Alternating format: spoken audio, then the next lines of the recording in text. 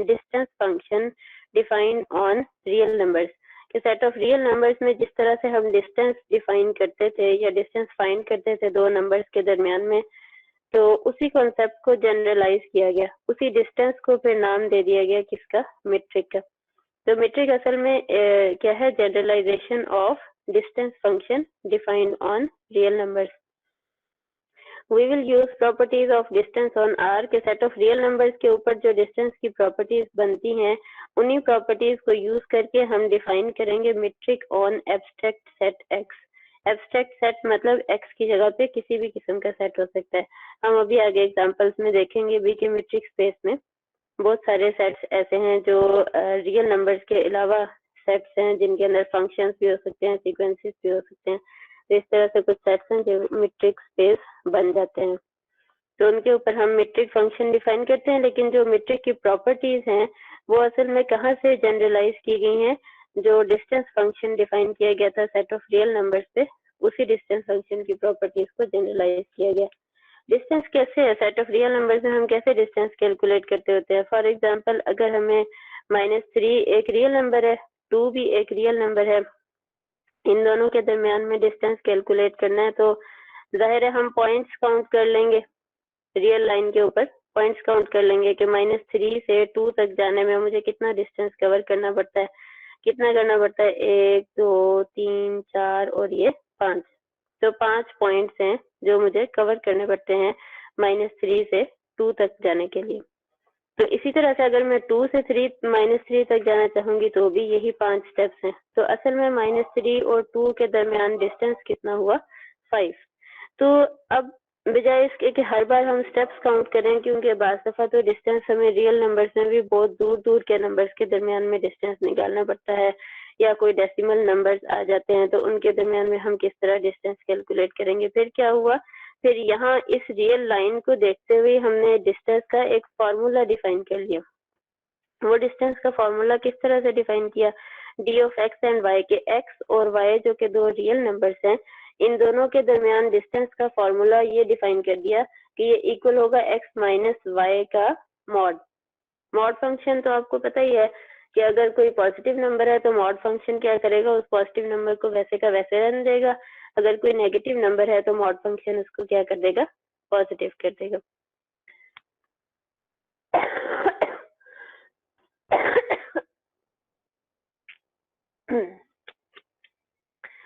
Sorry. तो यहाँ पे D of X and Y is equal to X minus Y mod.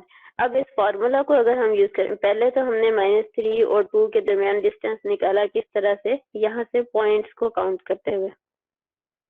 अब अगर फॉर्मूला को यूज करते हुए डिस्टेंस निकालें तो क्या होगा, तो भी 5 ही डिस्टेंस आएगा। -3 और 2 के दरमियान डिस्टेंस निकालने का फॉर्मूला क्या है, -3 माइनस, और यहाँ पे क्या आ जाएगा 2, -3 - 2 और इसका मॉड, ये क्या बना, -5 का मॉड, जो कि किसके इक्वल आ गया, 5 के। तो फॉर्मूला के अकॉर्डिंग भी हमारे पास डिस्टेंस -3 और 2 के दरमियान क्या आया, 5 आया। अगर हम पॉइंट्स को काउंट करते थे तो भी 5 आया। फॉर्मूला डिफाइन इसलिए कर लिया गया ताकि हमें एक प्रॉपर पैटर्न मिल जाएगा, इस पैटर्न को यूज करके हम डिस्टेंस निकाल लेंगे, बजाय इसके कि हर बार हम यहाँ से काउंटिंग करते रहे कि इन दो रियल नंबर के दरमियान डिस्टेंस जो है वो कितना होगा। तो अब हमारे पास डिस्टेंस का एक फॉर्मूला आ गया। अब ये जो फॉर्मूला है D of X and Y equal to X minus Y का मॉड, ये फॉर्मूला किन प्रॉपर्टीज को सेटिस्फाई करता है, वो ये 4 प्रॉपर्टीज हैं जो कि यहाँ सामने लिखी हुई है।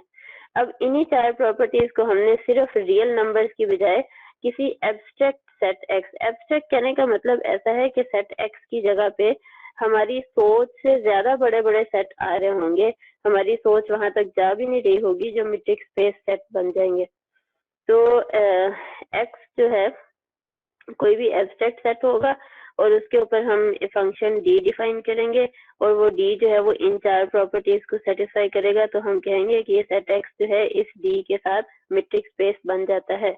ये चारों प्रॉपर्टीज सबसे पहले निकाली कहाँ से गई, सेट ऑफ रियल नंबर्स के डिस्टेंस की जो प्रॉपर्टीज थी ये वहां से हमारे जहन में आई कि इसी को जनरलाइज किया जा सकता है किसी भी सेट एक्स के लिए। तो मीट्रिक स्पेस की डेफिनेशन क्या है? A metric space is a pair x and d where x is any set and d from x cross x to r is a function such that for all x, y and z belong to x. ये properties hold करें जो कि पहले भी हम topology में पढ़ के आए हैं. d of x and y greater than or equal to 0, d of x and y is equal to 0 if and only if x is equal to y. Third property है जिसको हम सिमेट्रिक प्रॉपर्टी भी कहते होते हैं कि x और y के दरमियान डिस्टेंस इक्वल होगा y और x के दरमियान डिस्टेंस. फोर्थ प्रॉपर्टी जिसे हम ट्रायंगुलर इनइक्वालिटी भी कहते हैं कि x और y के दरमियान डिस्टेंस है. अगर हम इन दो पॉइंट्स के दरमियान में कोई एक तीसरा पॉइंट भी लेके आते हैं तो ये दो पॉइंट्स वाला जो डिस्टेंस है ये लेस हो जाएगा. किस तरह से? कि d of x and z plus d of z and y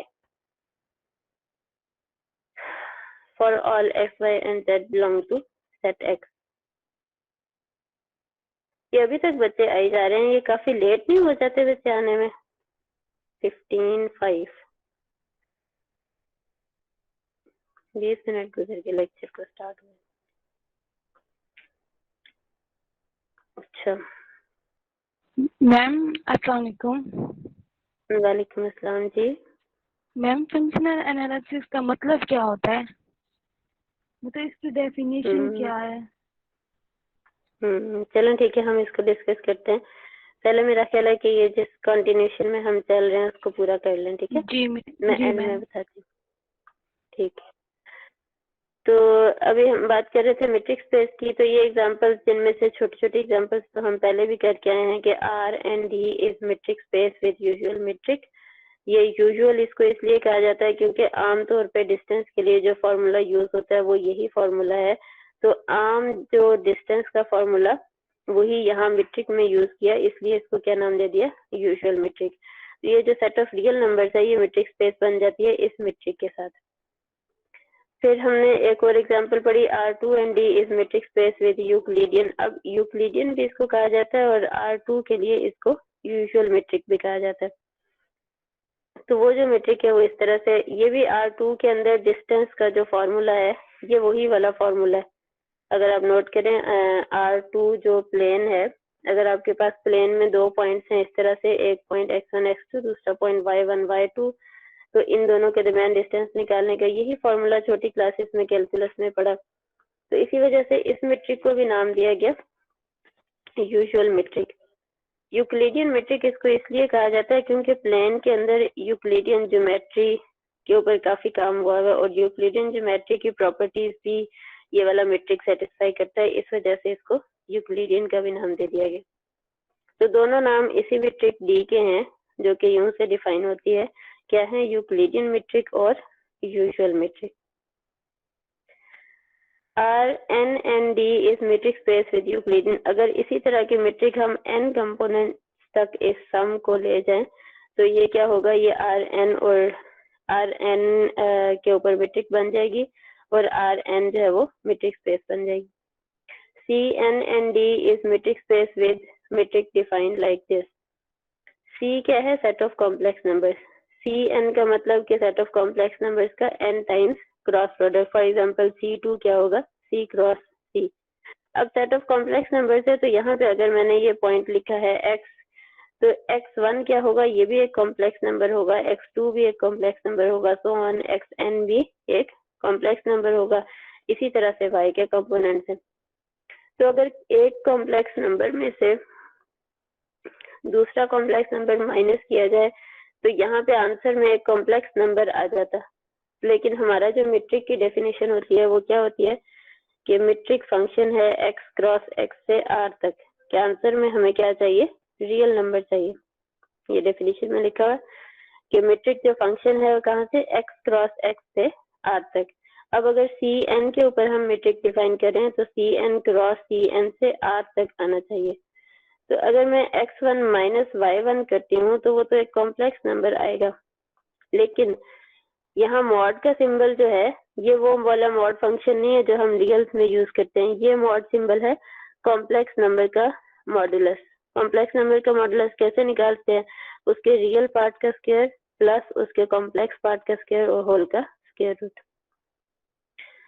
तो जब हम फिर मॉड निकाल लेंगे x1 माइनस y1 तो एक कॉम्प्लेक्स नंबर आया, लेकिन जब उसका मॉड निकाल लिया तो वो क्या हो गया, रियल नंबर हो गया। फिर यहाँ भी रियल नंबर प्लस तो ऑन सारे रियल नंबर्स को ऐड किया और उसके ऊपर स्क्वायर रूट ले लिया, तो भी आंसर में क्या आएगा, रियल नंबर आएगा। तो ये वाली मैट्रिक जो लिखी हुई है Rn की जो मैट्रिक है, जो मैंने सिर्फ R2 के लिए लिखी, यहाँ पे मैंने मॉड यूज नहीं किया क्योंकि यहाँ मॉड डालने की खास जरूरत नहीं थी। x1 माइनस y1 का आप स्क्वायर लो तो भी वो रियल नंबर ही है, क्योंकि x1 भी रियल नंबर है और y1 भी रियल नंबर है। लेकिन यहाँ कॉम्प्लेक्स के अंदर मॉड डालना बहुत जरूरी है, क्योंकि अगर आप मॉड नहीं डालेंगे तो आपके पास यहाँ पे एक कॉम्प्लेक्स नंबर आ जाएगा, और कॉम्प्लेक्स नंबर का तो स्क्वायर रूट भी नहीं लिया जा सकता। तो यहाँ पे मॉड डालना बहुत जरूरी है। फिर इसी तरह से अगर Cn में ही हम n इज इक्वल टू 1 ले लें, तो ये C जो है n इज इक्वल टू 1 होगा, तो ये सेट क्या बच जाएगा, सिर्फ C होगा। तो C विद D जो है ये क्या बन जाएगी, ये भी मैट्रिक्स स्पेस बन जाएगी, मतलब सेट ऑफ कॉम्प्लेक्स नंबर्स जो है वो भी एक मैट्रिक्स स्पेस है। फिर हमारे पास एग्जांपल है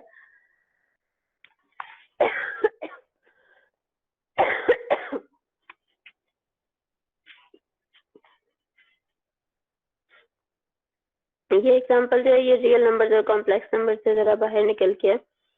इसमें क्या है, let X be the set of all bounded sequences of complex numbers, that is sequence जो है वो इस तरह की फॉर्म का होगा, xi1 xi2 सो ऑन। यहाँ पे कुछ नंबर्स हैं, ब्रीफली इसी की नोटेशन जो है x is equal to xij करके लिख दिया। j की वेरिएशन ये वाली वेरिएशन है 1 2 to सो ऑन। तो यहाँ ब्रैकेट्स में इसको ओपन करके लिखा हुआ था, यहाँ उसी को जनरलाइज नोटेशन दे दी कि x is equal to xij, such that for all j is equal to 1 2 to so on we have xij mod is less than or equal to cx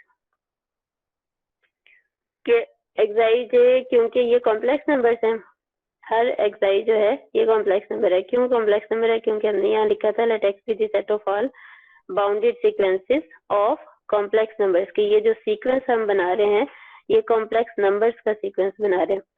तो इसकी बाउंडेडनेस हमें कैसे पता चलेगी, क्योंकि कॉम्प्लेक्स नंबर्स में तो ऑर्डर होता ही नहीं है, कोई हमें नहीं पता चलता कॉम्प्लेक्स नंबर्स में कि कौन सा नंबर बड़ा है कौन सा छोटा है।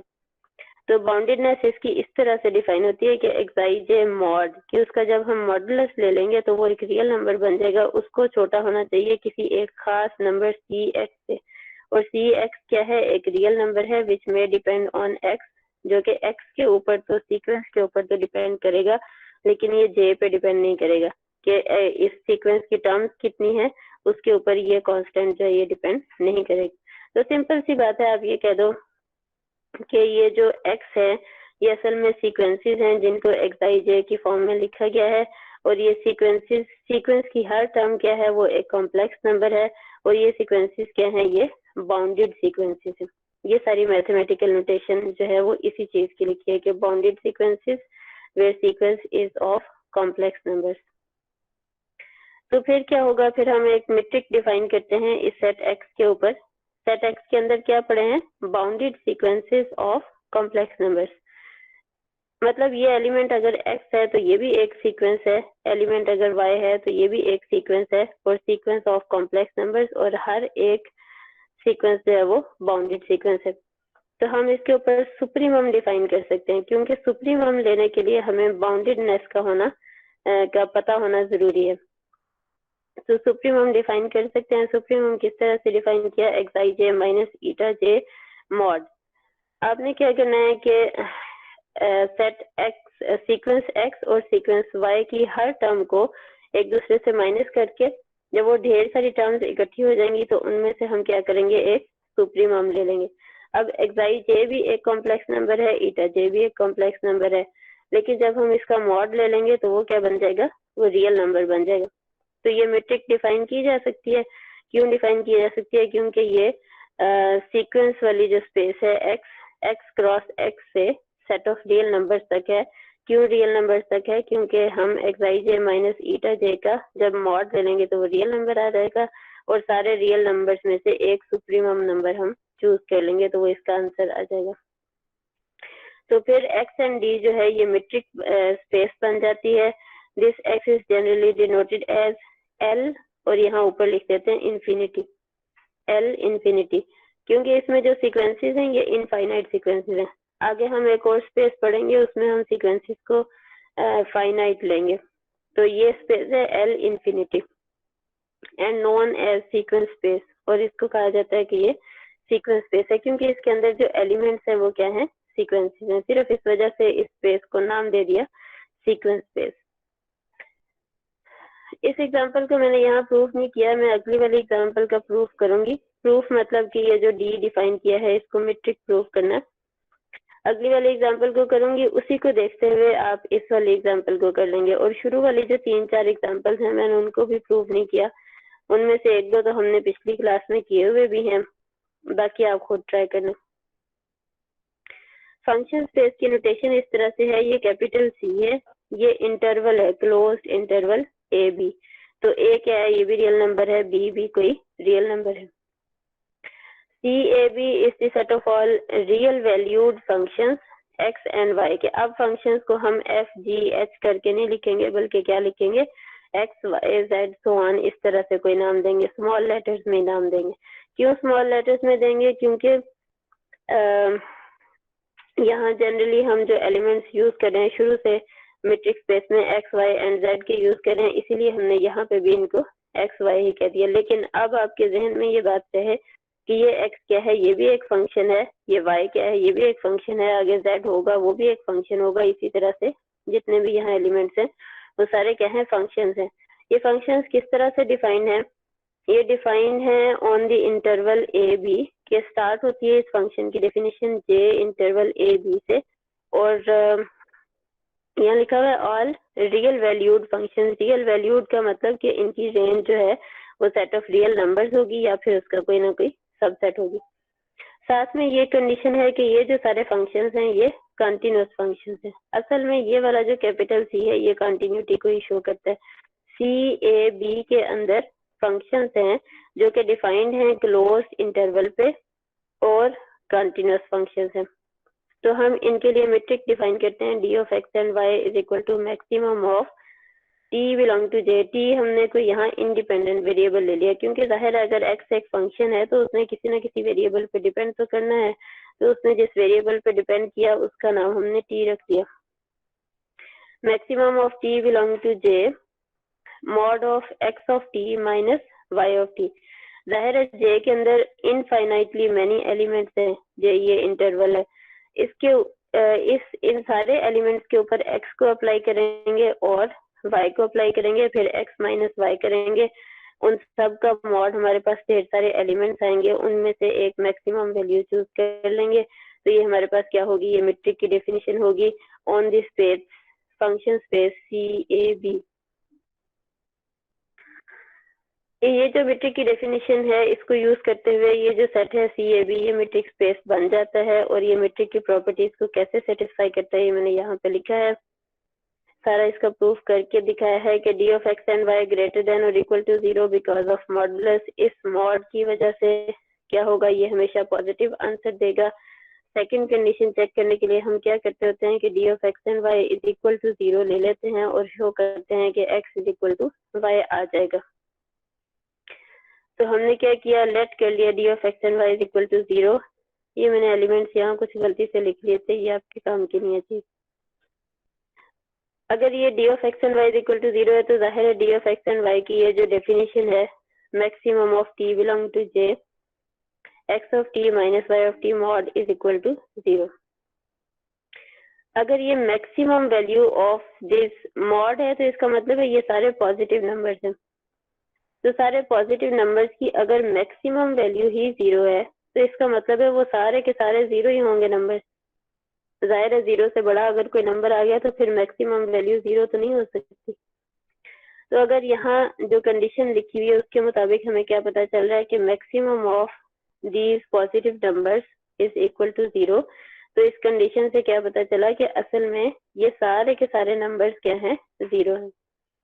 तो हमने यहाँ से इसी बात को लिखा है कि X of T minus Y of T mod is equal to 0 for all T belong to J, कि जे के हर वेरिएबल के लिए ये मॉड जो है ये 0 ही आंसर देगा। अगर मॉड इज इक्वल टू 0 है तो इसका मतलब है मॉड के अंदर की वैल्यू 0 है, तो हमने इसको 0 लिख दिया। अगर ये x minus Y is equal to 0 है तो इसका मतलब है x is equal to Y है। यहाँ पे भी आगे आपको ये कंडीशन लिखनी है for all t belong to j। अब इसी तरह से अगर हम रिवर्स की साइड पे जाएं कि अगर x is equal to Y है तो हम यूं कर सकते हैं x माइनस वाई, अगर x minus Y is equal to 0 है तो हम कह सकते हैं उसका मॉड भी इज इक्वल टू 0 है। अगर मॉड इज इक्वल टू 0 है तो हम कह सकते हैं उसकी मैक्सिमम वैल्यू भी 0 होगी, और अगर मैक्सिमम वैल्यू 0 है तो यही तो डेफिनेशन थी किस चीज की, मेट्रिक की, तो हम कह सकते हैं कि मेट्रिक इज इक्वल टू 0। तो इस वजह से मैंने ये जो सिंबल यूज किया, किसके किया, इफ एंड ओनली इफ, ये इम्प्लाई इस तरफ को भी कर रहा है और रिवर्स वाली साइड को भी ये इम्प्लाई कर रहा है। तो इफ एंड ओनली इसमें हमने second property, ma'am t belongs to j यहाँ पर क्या है, j जो है टी वेरिएबल है ना, असल में जो स्मॉल x है ये भी एक फंक्शन है, जैसे हमने यहाँ डेफिनेशन में बताया। टी ए बी के अंदर क्या है, फंक्शन है, x भी एक फंक्शन है, y भी एक फंक्शन है। तो फिर वो जो x फंक्शन है, जैसे हम कैलकुलस में लिखते होते थे कि स्मॉल s एक फंक्शन होगा, वो डिपेंड करेगा x के ऊपर। तो इंडिपेंडेंट वेरिएबल क्या होता था, x होता था। अब यहाँ क्योंकि हमने फंक्शन को ही x का नाम दे दिया है, तो इंडिपेंडेंट वेरिएबल तो हम x नहीं रख सकते थे, हमने वो क्या रख लिया, t रख लिया। तो t वेरिएबल है, और ये वेरिएबल बिलोंग कहाँ से कर रहा है, सिर्फ इस इंटरवल a b से कर रहा है। Okay ma'am.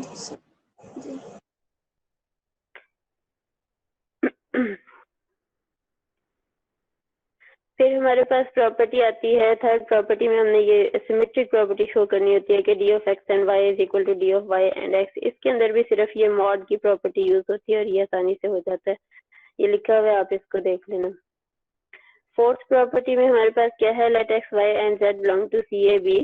ये देखो अब आप लोगों ने हर चीज को बड़ी वर्ड से देखना है। अगर यहाँ लिखा है X Y and Z C A B में बिलोंग कर रहा है तो आपके जहन में फौरन आना चाहिए कि असल में x भी एक फंक्शन है, y भी एक फंक्शन है और z भी एक फंक्शन है।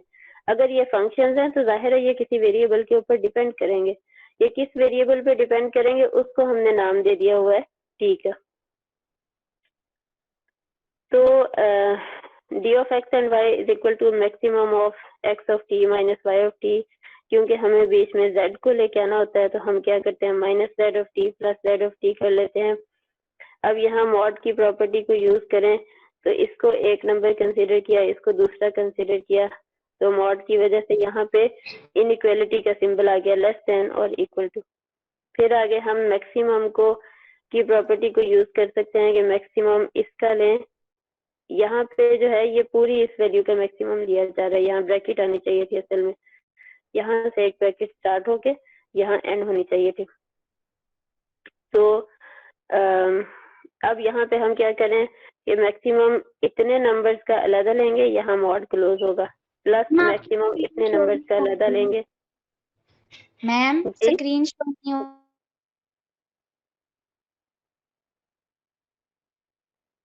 अच्छा, आप लोगों में से किसी ने अपनी स्क्रीन प्रेजेंट की है ना, मैं दोबारा कर देती हूँ, मसला नहीं है।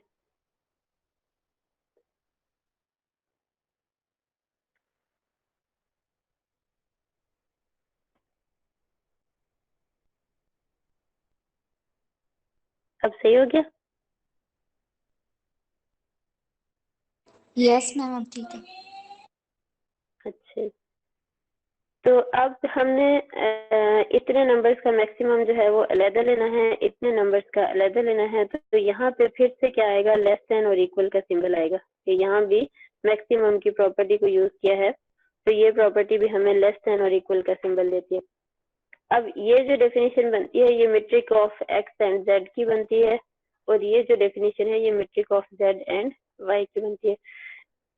बीच में क्या सिंबल है, प्लस का सिंबल है। यहाँ से मॉड मेरे से मिस हो गया, यहाँ आप डाल लेना मॉड, क्योंकि ये मॉड स्टार्ट हो रहा है, यहाँ पे मॉड एंड होगा। Hence D is a metric. जाहिर है मेट्रिक की सारी प्रॉपर्टी सेटिस्फाई हो गई, तो हम कहेंगे कि ये डी जो है ये मेट्रिक है, और सेट हमारा क्या था, सी ए बी।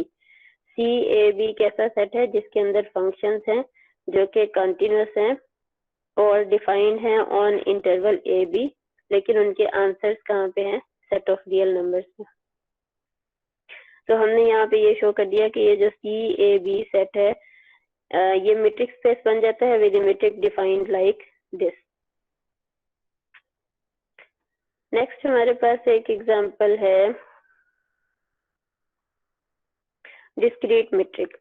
ये भी आपने पहले प्रूव की हुई है कि किसी भी सेट एक्स के ऊपर हम एक मीट्रिक डिफाइन कर सकते हैं इस तरह से कि equal to 0 if X is equal to Y and 1 if X is not equal to Y.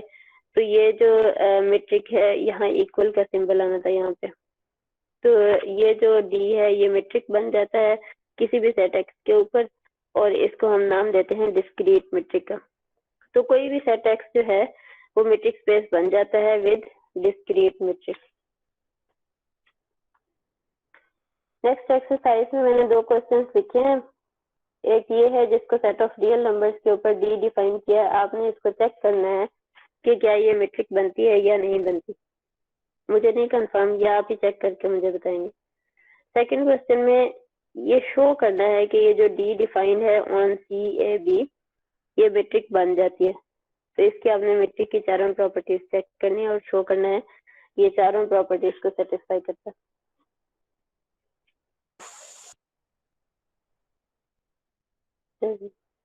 अब किसी का क्वेश्चन था कि फंक्शनल एनालिसिस है क्या।